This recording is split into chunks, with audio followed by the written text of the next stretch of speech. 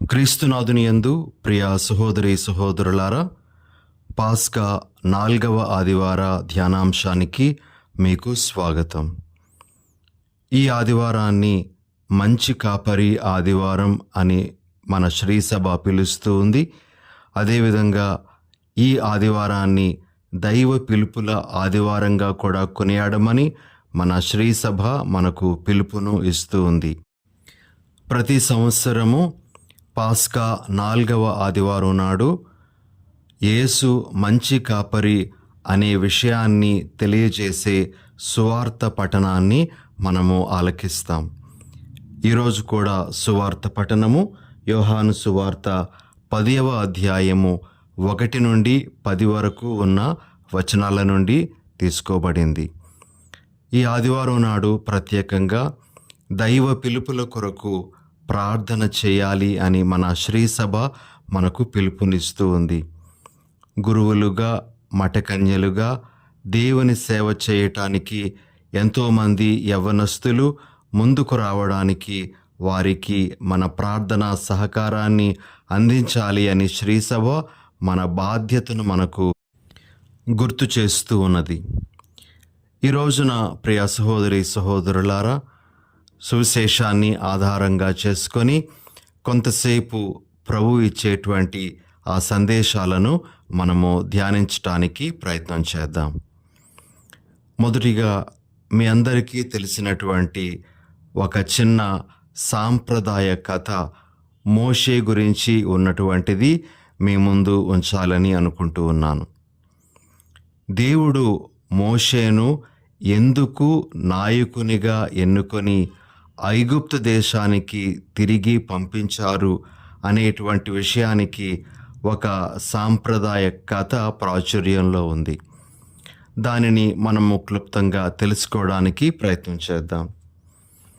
మోషే ఐగుప్తు నుండి పారిపోతాడు. మిద్యానుకు వెళ్ళి అక్కడ తన మామ అయినటువంటి ఇత్రో గొర్రెల మందలను మేపుకుంటూ ఉంటాడు.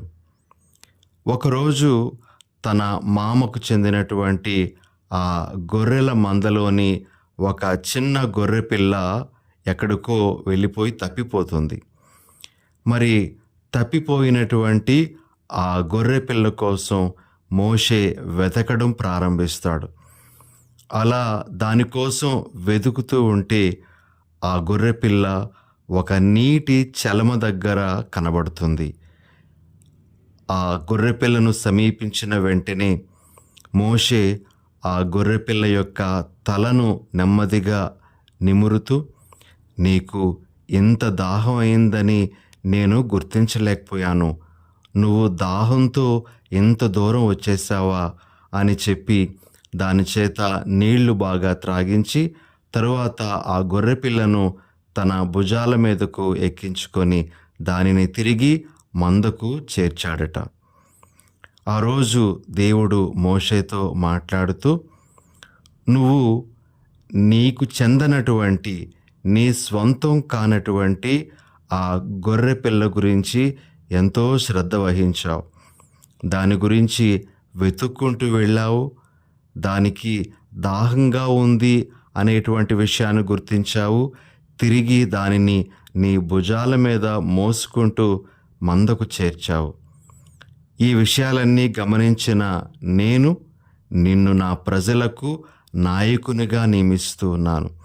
నువ్వే నా ప్రజలను విడిపించి నడిపించాలి అని దేవుడు మోషేను ఐగుప్తు దేశానికి తిరిగి పంపించినట్లుగా ఈ చిన్న సాంప్రదాయ కథ ప్రాచుర్యంలో ఉంది. ప్రియ సహోదరి సహోదరులారా, పరిశుద్ధ గ్రంథంలో మనకు మోషే గురించి ఈ విధంగా రాయబడలేదు. అయినప్పటికీ కూడా ఇది ఒక మంచి సందేశాన్ని ఇచ్చేటువంటి కథగా మనము గ్రహించాలి. దేవుడు మోషేను ఎన్నుకోవడానికి గల ముఖ్యమైనటువంటి కారణం ఏమిటి అంటే, మోషే చూపించినటువంటి ఆ కనికరము, మోషే చూపించినటువంటి ఆ సానుభూతిని బట్టి దేవుడు మోషేను తన ప్రజలకు నాయకునిగా నియమించినట్లుగా ఇక్కడ మనం చూస్తాం. ఒక నాయకునిలో ఉండాల్సినటువంటి ముఖ్య లక్షణము తనకు ఎవరైతే అప్పగించబడ్డారో వారి ఎడల ప్రేమ కలిగి జీవించడం అనేటువంటిది ఒక నాయకునికి ఉండాల్సినటువంటి అతి ముఖ్యమైనటువంటి లక్షణం. ఏ నాయకుడైతే తన ఆధీనంలో ఉండేటువంటి వారిని ప్రేమిస్తాడో మరి ఆ నాయకుడు ఒక మంచి నాయకుడిగా విలసిల్లగలడు అనే విషయం ప్రభు మనకు బోధిస్తూ ఉన్నారు.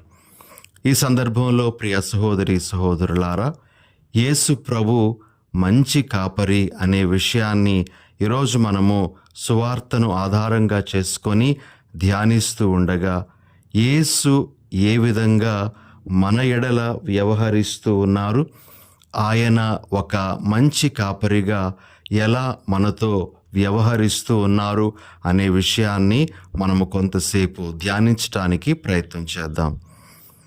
ప్రభు తనను గురించి ఈ విధంగా తెలియజేసుకుంటూ, గొర్రెలను మంచి కాపరి పేరు పేరున ఎరిగి ఉంటాడు అనే విషయాన్ని తెలియజేస్తూ ఉన్నారు. మనము ఈనాటి సువార్త పఠనము యోహాను సువార్త 10వ అధ్యాయము 3వ వచనంలో ఈ విధంగా ఆలకిస్తాం. కావలివాడు వానికి తలుపు తీయును, గొర్రెలు వాని స్వరమును వినును, అతడు తన గొర్రెలను పేరు పేరున పిలిచి బయటకు తోలుకొని పోవును. యేసు ప్రభు ఈ మాటల ద్వారా మనకు తెలియజేస్తున్నటువంటి ఒక ముఖ్యమైనటువంటి విషయం ఏమిటి అంటే, ప్రభువుకు మన ఒక్కొక్కరితో వ్యక్తిగత అనుబంధం ఉంది. మన ఒక్కొక్కరము ఆయనకు తెలుసు అనే విషయాన్ని ఆయన మనకు తెలియజేస్తూ ఉన్నారు. ఒక మంచి కాపరి తన మందకు చెందినటువంటి అన్ని గొర్రెల స్వభావము, అన్ని గొర్రెల యొక్క అవసరతలు ఎరిగి ఉంటాడు. అలానే యేసు ప్రభు మనందరి గురించి ఎరిగి ఉన్నటువంటి వాడు, మనతో వ్యక్తిగత అనుబంధం కలిగి ఉన్నటువంటి వాడు అనే విషయం ఇక్కడ ప్రభు మనకు ఎరుకపరుస్తూ ఉన్నారు. ఈ సందర్భంలో మనము యెషయా గ్రంథము 49వ అధ్యాయము 16వ వచనంలో మనందరికీ బాగా పరిచయమైనటువంటి వాక్యాన్ని జ్ఞాపకం చేసుకుందాం. ప్రభు ఈ విధంగా అంటారు, నేను నీ పేరు నా అరచేతుల మీద వ్రాసికొంటిని అని.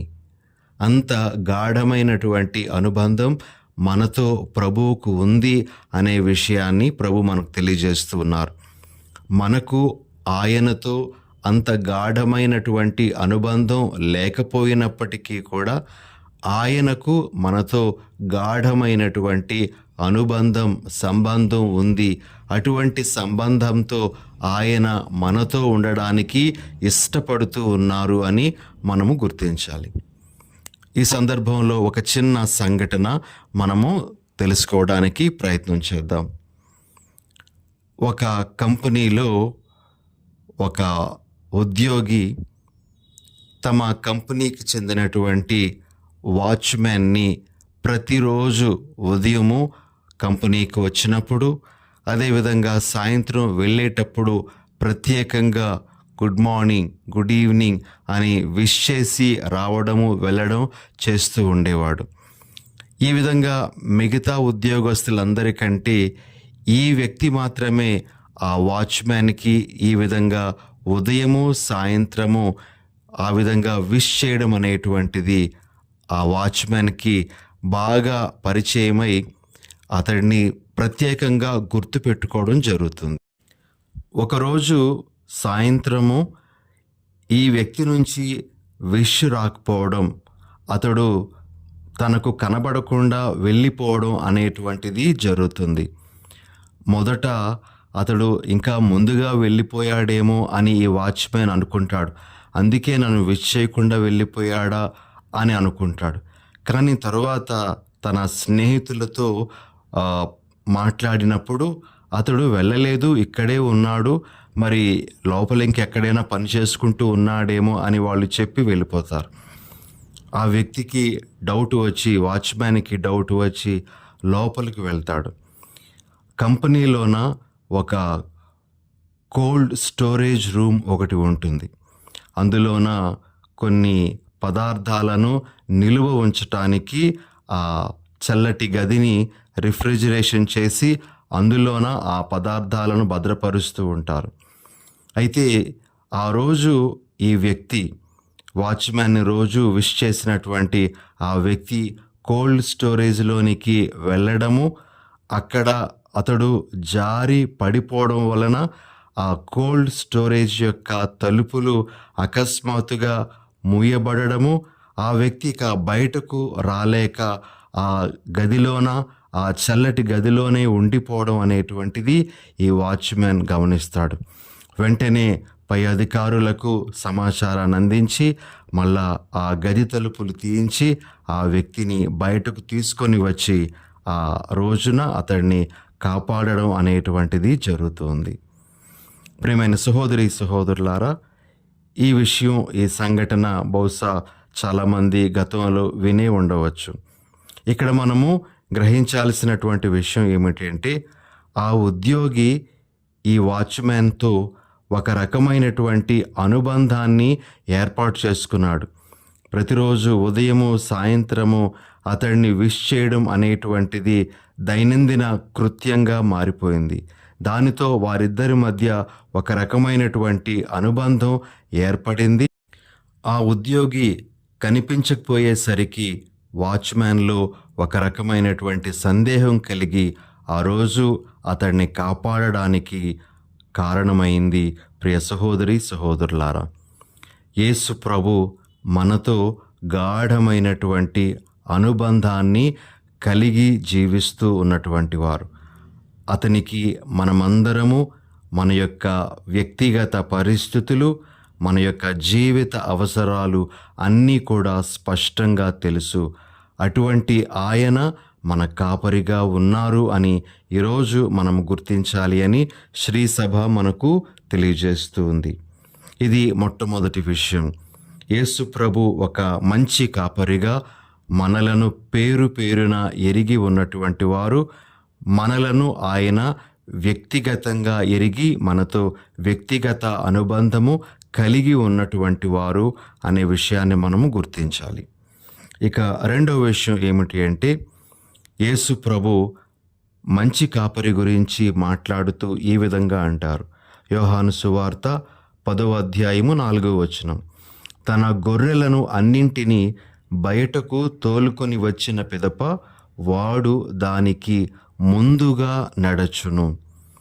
ఇక్కడ మనము గమనించాల్సినటువంటి మాట ఏమిటి అంటే, ముందుగా నడవడం, గొర్రెలకు ముందుగా నడవడం. ప్రియ సహోదరి సహోదరులారా, ముందుగా నడవడం అనేటువంటి ఆ భావము దేనిని సూచిస్తూ ఉంది అంటే, ఈ కాపరి తన గొర్రెలను తన వెంట నడవమని బలవంతం చేయకుండా తనను చూస్తూ నడవమని వాటికి ఆహ్వానం ఇస్తూ ఉన్నాడు అని మనం గ్రహించాలి. ప్రభువు తనను అనుసరించమని ఎవరిని కూడా బలవంతం చేయరు, కానీ ఆయన ఆహ్వానం అందిస్తారు. ఆహ్వానం అందుకొని మనము ఆయన వెంట వెళ్తున్నామా లేదా అనేటువంటిది మన మీద ఆధారపడి ఉంటుంది.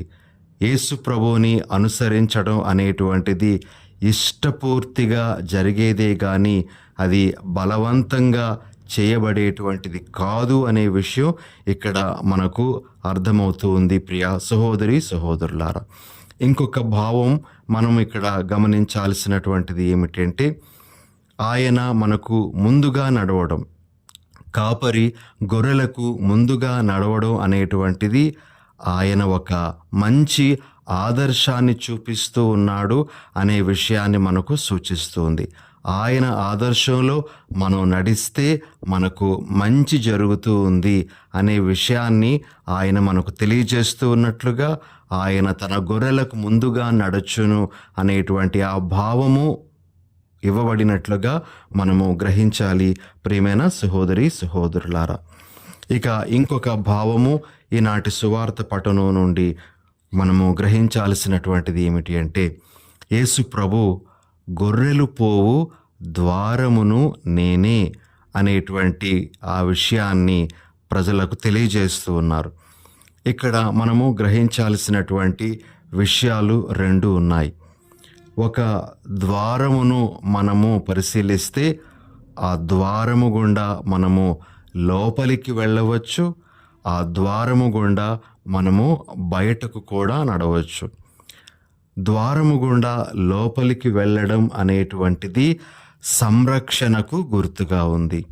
మనము గదిలోనికి, ఇంటిలోనికి వెళ్ళినప్పుడు మనకు ఏ విధంగా సంరక్షణ కలుగుతూ ఉందో, అదేవిధంగా గొర్రెలు ఆ ద్వారము గుండా లోపలికి వెళ్ళినప్పుడు వాటికి సంరక్షణ. అదేవిధంగా ద్వారము గుండా బయటకు రావడం అనేటువంటిది గొర్రెలకు కావలసినటువంటి పోషణకు అది మార్గంగా కూడా మనము గుర్తించాలి.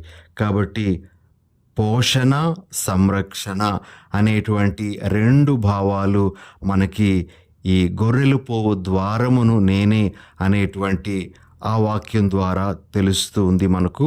ప్రియమైన సహోదరి సహోదరులారా, యేసు ప్రభు నేనే ద్వారమును అని చెప్పినప్పుడు నేనే మీ రక్షణ, సంరక్షణ, నేనే మీ పోషణ, మీ బలము అని మనకు చెప్తూ ఉన్నట్లుగా మనము గ్రహించాలి. ప్రియులకు సహోదరి సహోదరులారా, ఆనాటి ఇజ్రాయేలీ సాంప్రదాయంలో గొర్రెల కాపరి గొర్రెలన్నింటినీ ఆ గొర్రెల దొడ్డిలోనికి నడిపించుకొని వెళ్ళిన తర్వాత ద్వారము దగ్గర అతడు పడుకొని ఉంటాడట. మరి ఏవైనా వన్యమృగాలు, క్రూర జంతువులు ఏవైనా ఈ గొర్రెల మీద దాడి చేయాలి అంటే ఆ ద్వారానికి అడ్డంగా అతడు పడుకొని ఉంటాడు. నన్ను దాటిన తర్వాతే ఆ గొర్రెలకు మీరు ఏదైనా హాని చేయగలరు అనేటువంటి భావాన్ని వ్యక్తం చేస్తూ మరి కాపరి ఎప్పుడు ఆ గొర్రెల దొడ్డి ముఖద్వారం దగ్గర పడుకొని ఉండడం అనేటువంటిది జరుగుతుందట. ఒకవేళ ఏవైనా వన్యమృగాలు వస్తే వాటితో పోరాటం చేసి తన గొర్రెలను కాపాడుకోవడం అనేటువంటిది తన బాధ్యతగా అతడు గుర్తిస్తాడు అని మనకి ఈ గొర్రెల కాపరి ఉదంతానికి చెందినటువంటి నేపథ్యములో చెప్పబడింది. ప్రియమైన సహోదరి సహోదరులారా, కాబట్టి గొర్రెలు పోవు ద్వారమును నేనే అని ప్రభు చెప్పినప్పుడు ఆయన మన సంరక్షణ, ఆయన మన పోషణ అని మనం గుర్తించడం మాత్రమే కాకుండా ఆయన ద్వారానే మనము రక్షణను కూడా పొందగలము. నా ద్వారా తప్ప ఎవడును తండ్రిని చేరలేడు అనే విషయాన్ని ఈ సందర్భంలో మనము గుర్తు చేసుకోవాలి. ఇక ప్రియ సహోదరి సహోదరులారా, యేసు ప్రభు తాను మంచి కాపరిగా జీవమును ఇచ్చుటకు, దానిని సమృద్ధిగా ఇచ్చుటకు వచ్చి ఉన్నాను అని చెప్పడం మనము ఈనాటి సువార్త పఠనంలో ఆలకిస్తాం. యేసు ప్రభు దగ్గర సమృద్ధి అనేటువంటిది ఉంటుంది అని బైబిల్లో ఉండేటువంటి అనేక సంఘటనల ద్వారా మనము గుర్తించగలం. దీనినే మనము సూపర్ అబండెన్స్ అని కూడా పిలుస్తాం. ఒక ఉదాహరణ, యేసు ప్రభు నీటిని ద్రాక్షారసంగా మార్చే ఆ సందర్భంలో విందు చివరికి వచ్చే ఆ సమయంలో యేసు ప్రభు 6 బాణలతో ఉన్నటువంటి ఆ నీటిని ద్రాక్షారసంగా మార్చడం, సమృద్ధిని అక్కడ ప్రసాదించడం అనేటువంటిది మనం చూస్తాం. అదేవిధంగా 5 రొట్టెలు 2 చేపల అద్భుత సందర్భంలో వారందరికీ ఆహారాన్ని ఆయన ఇచ్చిన తర్వాత ఇంకా ఆహారము 12 గంపల నిండా వారు ఎత్తినట్లుగా, దాచి ఉంచినట్లుగా మనము సువార్తలో వింటాం. ఈ విధంగా ప్రభు యొద్ద సమృద్ధి అనేటువంటిది మనకు తప్పనిసరిగా ఉంటుంది అనే విషయాన్ని ప్రభు మనకు తెలియజేస్తూ ఉన్నారు. ముఖ్యంగా నిత్య జీవం అనేటువంటిది ప్రభు ఇచ్చేటువంటి గొప్పదైనటువంటి దీవెన.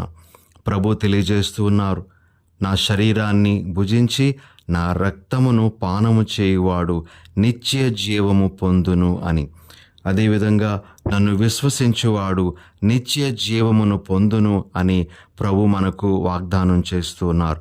కాబట్టి ప్రియ సహోదరి సహోదరులారా, మనము అడిగిన దానికంటే, ఊహించిన దానికంటే ఎన్నో రెట్లు అధికంగా ప్రభు మనకు అనుగ్రహిస్తారు. ఆయన దగ్గర సమృద్ధి ఉంది. సూపర్ అబండెన్స్ అనేటువంటిది ఆయనలో మనం చూసేటువంటి ఒక ముఖ్యమైనటువంటి విషయంగా ఈరోజు మనం గ్రహించాలి.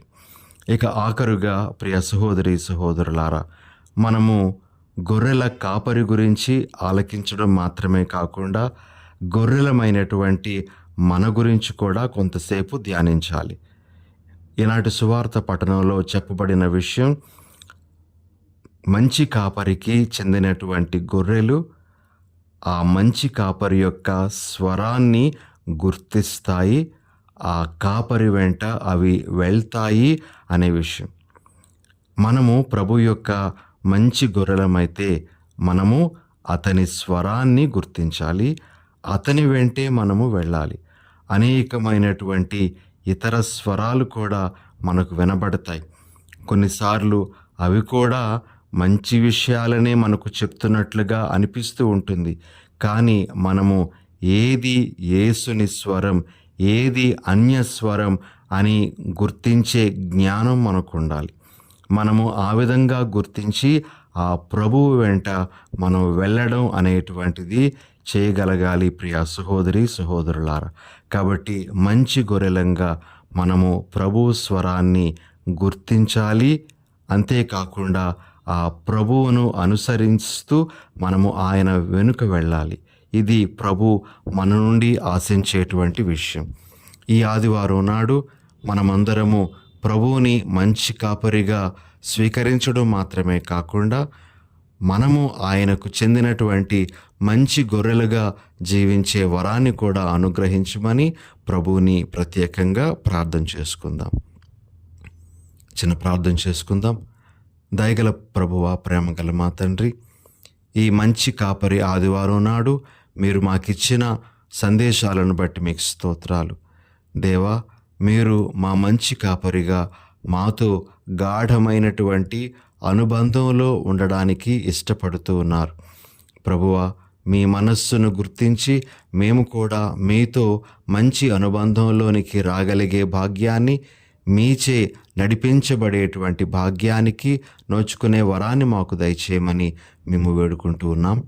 ప్రభువా, ఈరోజు దైవ పిలుపులను ప్రోత్సహిస్తూ దైవ పిలుపుల ఆదివారంగా కొనియాడమని శ్రీసభ తెలియజేస్తూ ఉండగా మేమంతా దైవ పిలుపుల కొరకు ప్రార్థిస్తూ ఉన్నాం.